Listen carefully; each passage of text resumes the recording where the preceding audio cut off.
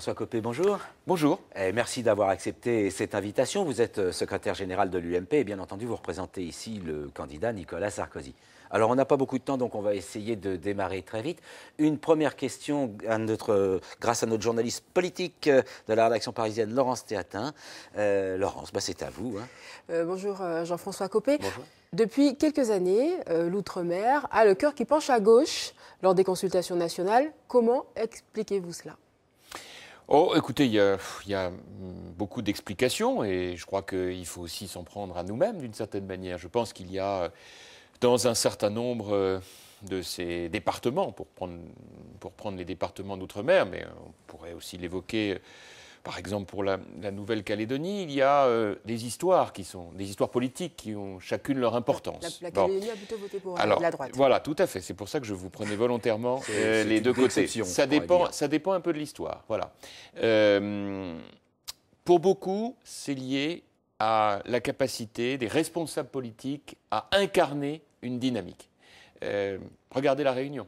Regardez comment la personnalité d'un homme comme Didier Robert a insufflé un nouvel élan aux idées qui sont les nôtres. Donc ça tient aux hommes, vous dites. Oh, beaucoup, parce qu'en réalité, la plupart du temps, ce qui fait d'ailleurs tout l'intérêt de la politique, c'est la capacité d'un homme ou d'une femme à porter un projet, à porter une dynamique. Et donc, je vois bien comment en Nouvelle-Calédonie, une personnalité aussi exceptionnelle que Pierre Frogier a pu donner, et on l'a encore vu ces derniers mois, une dynamique qui a fait que si en vous Nouvelle-Calédonie, il va vous en manquer un, il ne va pas être content.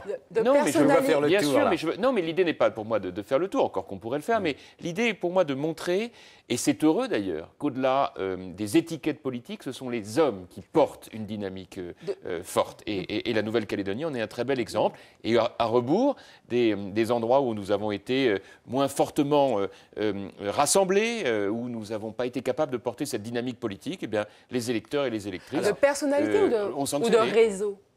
Parce que Jacques Chirac avait un réseau.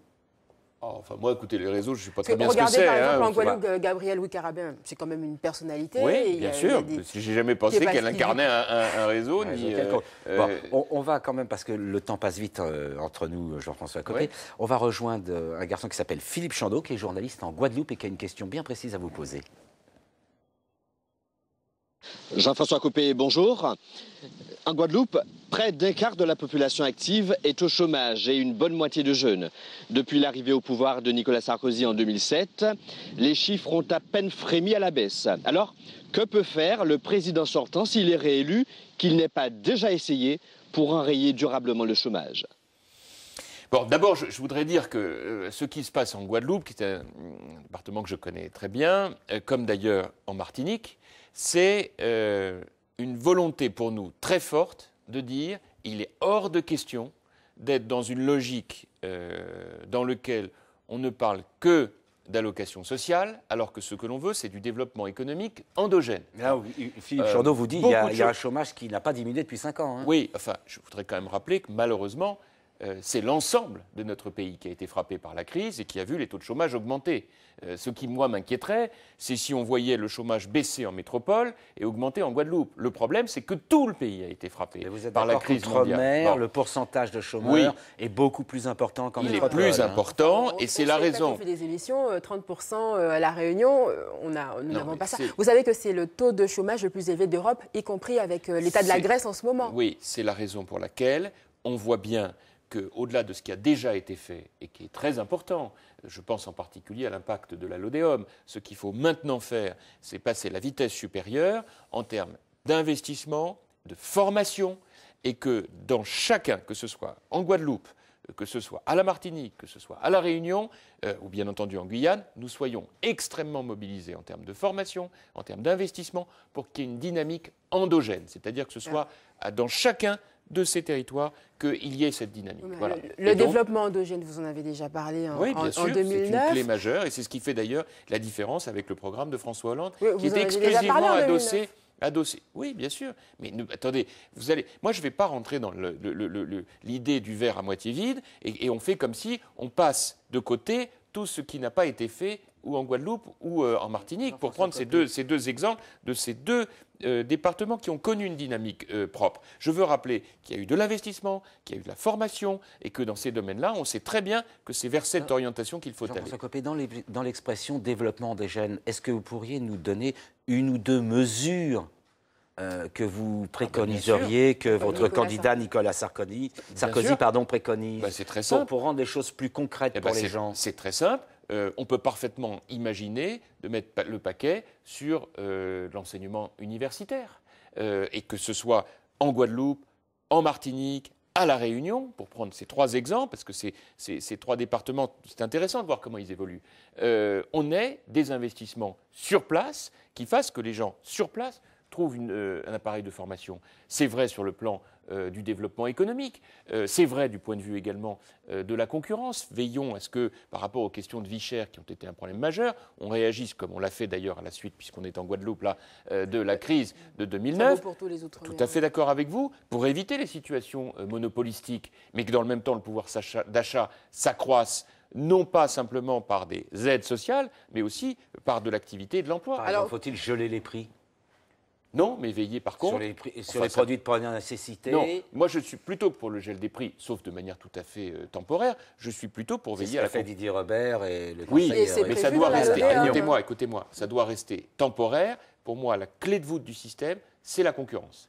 C'est-à-dire de ne pas accepter des situations monopolistiques qui sont en réalité la source première de la vie chère. Voilà. Alors, que faites-vous de celles qui existent ? Des monopoles qui existent, en fait. Eh bien, c'est la raison pour laquelle, vous le savez, nous avions mis en place un observatoire de la concurrence pour veiller à ce que, justement, les choses puissent se faire de telle manière qu'il n'y ait pas de situation de monopole qui mettent... Oui, mais ça n'a rien changé. Regardez, on est toujours à des prix à 49% plus élevés en Guyane, jusqu'à 60% oui, sur enfin, certains produits. Je suis plus nuancé que vous, parce que là encore, l'intervention qui a été faite a permis de remettre les choses d'équerre sur un certain nombre de prix. Mais attendez, on ne peut pas s'attendre non plus de manière instantanée à des miracles. Alors on va changer d'océan, si j'ose dire. Mais c'est les deux, hein. C'est-à-dire que c'est à la fois de veiller à empêcher les monopoles et de l'autre de voir le pouvoir d'achat s'accroître par de l'activité économique endogène. Jean-François Copé, on va maintenant rejoindre Wallis et Futuna avec une journaliste qui s'appelle Lafaïla Lioufao, qui a une question à vous poser, là aussi assez précise. Monsieur Copé, bonjour. Le développement de Wallis et Futuna pourrait passer par une meilleure exploitation de leurs ressources maritimes. Mais pour le moment, la collectivité n'a pas les moyens de lancer ces programmes faute de financement. Sachant que la jeunesse quitte l'archipel faute de débouchés, quelle proposition ferait votre candidat pour retenir ces jeunes chez eux ? Je pense que ce qui est vrai pour Wallis et Futuna l'est pour bien d'autres territoires. C'est un peu pour ça qu'on l'a. Et donc, vous poser cette question. Quel est l'enjeu ? Nous avons la chance d'avoir, grâce aux Outre-mer, une présence extraordinaire dans l'ensemble des mers du globe. Il y a derrière ça des enjeux de biodiversité, des enjeux de développement durable, des enjeux économiques.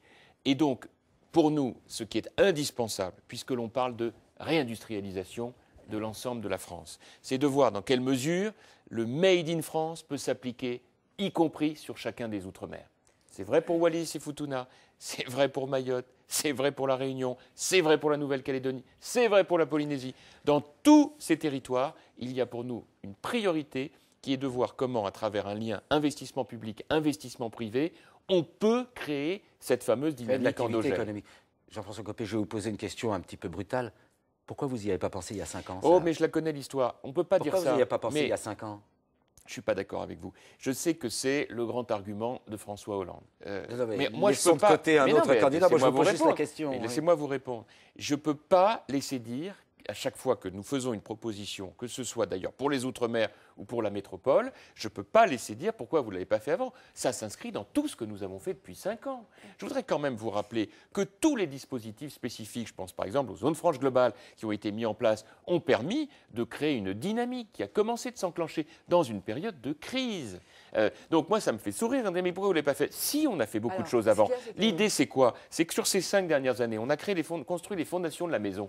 Et qu'il nous faut maintenant construire la maison elle-même. Et je suis désolé, qu'est-ce qui différencie aujourd'hui aujourd'hui le discours d'un Nicolas Sarkozy de celui d'un François Hollande, pour prendre les deux candidats principaux de cette présidentielle. C'est que là, nous sommes dans une dynamique de développement économique propre à chaque territoire. On a un François Hollande qui est soit dans la mesure d'assistanat, ce qui est pour moi le contraire de ce qu'il faut faire, soit dans le gadget.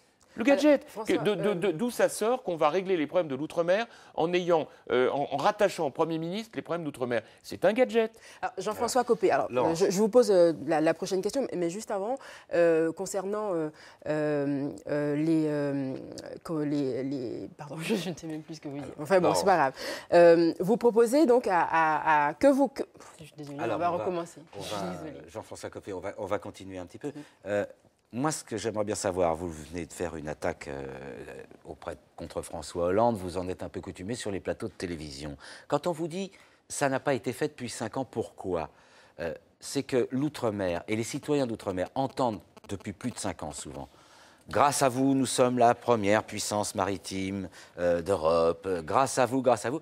Et à chaque fois, on a l'impression que les promesses existent, mais que pendant les 5 ou les 7 ans, pour aller un peu plus moins récent, rien ne se fait. Est-ce que cette fois, vous pouvez dire que les promesses électorales ne resteront pas que des promesses électorales? Je voudrais vous dire deux choses. La première, ce n'est pas une attaque par rapport à François Hollande. Ce n'est pas une attaque. Le problème n'est pas d'attaquer ou de défendre. Ce n'est pas la guerre. Hein. C'est un débat démocratique. Et quel est mon rôle? Il est d'inviter les Françaises et les Français, que ce soit ceux qui habitent en Outre-mer ou que ce soit ceux qui sont en métropole, de leur dire attention, cette élection présidentielle n'est pas comme les autres. Nous sommes dans une crise mondiale. Il y a deux projets différents. Le projet de Nicolas Sarkozy et celui de François Hollande. Celui de Nicolas Sarkozy est une invitation à se prendre en main ensemble avec un État qui prépare l'avenir et qui protège. Et de l'autre, un François Hollande qui n'est que dans l'assistanat. Or, on n'a plus les moyens de cet assistanat. Entre les deux, il y a pour les Français, où qu'ils résident, un choix stratégique. Deuxième question. Vous me dites, mais pourquoi ça n'a pas été fait?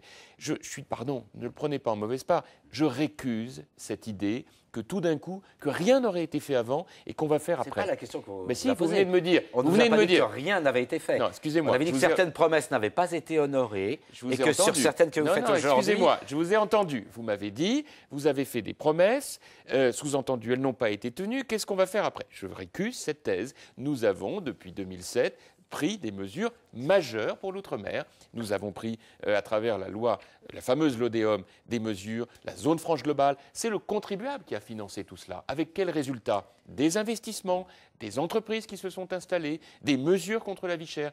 Que tout n'est pas remarquablement réussi. Regardez toute l'Europe. Tous les pays sont confrontés. En revanche, la France a mieux réussi que les autres. Jean-François Copé. Et je veux insister là-dessus, parce que c'est trop facile de dire à chaque fois que Nicolas Sarkozy est en campagne, pourquoi ne l'a-t-il pas fait avant si il a un bilan. Président sortant. Mais il est président sortant. C'est pourquoi on lui pose la question. Mais il a fait des choses extrêmement positives en Outre-mer, en matière de formation, en matière d'implantation d'entreprises et d'aide fiscale. On a bien entendu votre message. Malheureusement, je suis obligé de vous couper. Pourquoi? Parce qu'on arrive tout simplement à la fin de l'émission. Voilà, Politique Première s'achève. Merci Jean-François Copé d'avoir répondu à notre invitation. Merci Laurence. Et puis merci à vous tous de nous avoir suivis et à bientôt.